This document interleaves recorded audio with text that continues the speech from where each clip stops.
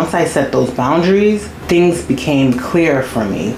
I began to move and think in a certain way that was more conducive to my own well-being. Hello everyone, welcome back to the channel. I hope that you all are doing well. My name is Khadija. I've missed you guys. I haven't been on for a few months, and that was due to both Ramadan and me recovering from a medical procedure on my wrist. Today I want to talk to you about setting boundaries. Setting boundaries, I have realized as I get older, becomes more and more important and really vital for success, longevity, a peace of mind, peace of soul, peace of everything. Whether it's boundaries you set with other people, boundaries you set with yourself, boundaries you set with your workplace or with food, for example, it's going to be very essential that you start to understand what it takes to set boundaries. Setting boundaries is not always easy. For me, for example, setting boundaries can be uncomfortable in the beginning, but know that once I set those boundaries, things became clear for me. I began to move and think in a certain way that was more conducive to my own well-being. And that's what I want to tell you today, is to consider how you want to approach setting your boundaries and how you plan to implement setting those boundaries. Not everybody is going to understand why you're setting those boundaries, but you might be struggling.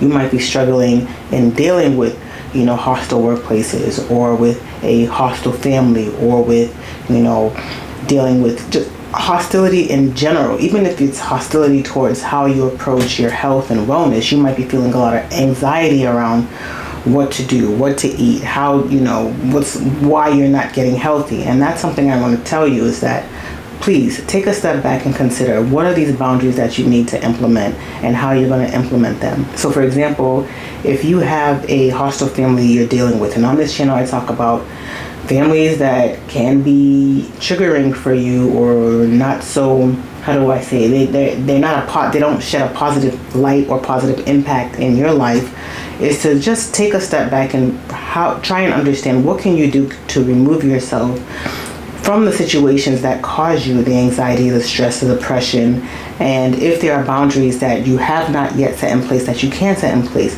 So for example, is there a gathering that you need to stop going to? Are there phone conversations that you need to stop having? Are there group chats that you need to exit?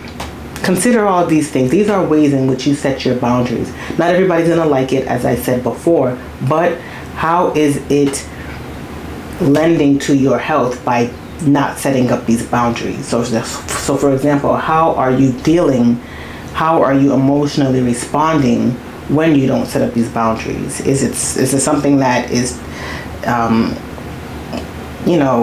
if it's something that's not making sense for you, and it's something that's hurting you and harming you and having a detrimental effect in your life, on your health, and even those close people around you who you really care for, then you want to consider. So for example, if I'm not setting boundaries and it's having an impact on me, I know that it just won't impact me, it will impact my children.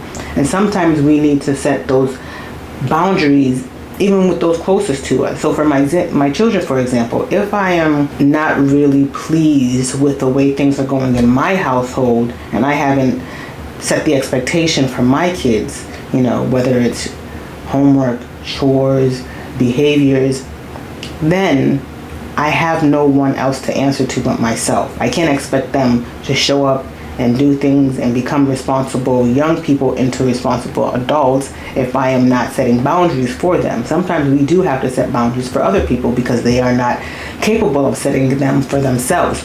And honestly, that's for adults too. It's not only children, it's for adults. Sometimes you have to set that boundary for the adult. And like I said before, this could be family, it could be your spouse, it could be your ex-spouse, it could be work relations, whatever have you. Try and understand how to set these boundaries and put a limit on what you can be exposed to. I think the more exposed you are to toxic behaviors and toxic habits and things that don't bode well for you, the more you realize, or the more you may not realize, it has a negative effect on you. So my video today is really short. I'm just getting back into the swing of recording again. I've missed you guys. I've missed the comments, but some of you have been reaching out and have been, watching my old videos and have been making comments and sending me comments, which I really do appreciate. And I do hope to see you very soon in a video this week. And I thank you for watching. And remember, try to implement setting boundaries. Try to put a limit on what you're exposed to. Try to figure out how you can put a limit on what you're exposed to. Cutting things off, cutting things out, exiting from groups, turning off certain applications, or exiting certain situations, or not even showing up to certain group activities, which won't do you any good. So keep that in mind as you are implementing boundaries. And I thank you for watching this quick video, and I shall see you in the next one. Take care. Bye.